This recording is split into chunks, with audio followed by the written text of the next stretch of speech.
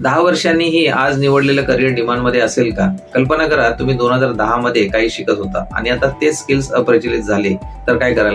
तुमचं करिअरही असंच होऊ शकतं, पण असं होऊ नये यासाठी काहीतरी वेगळं करायला हवं.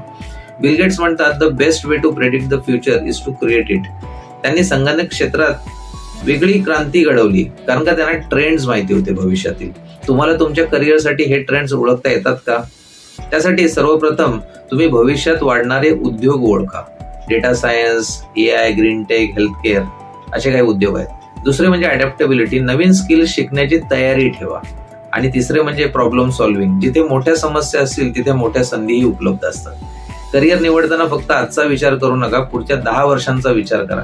मग सांगा, तुम्हाला नेमका कोणत्या फील्डमध्ये भविष्य घडवायचं आहे, करिअर करायचं आहे? फ्युचर करिअर म्हणून कमेंट करा आणि हा व्हिडिओ लाईक करायला विसरू नका आणि सबस्क्राईब ही करा या चॅनलला. धन्यवाद.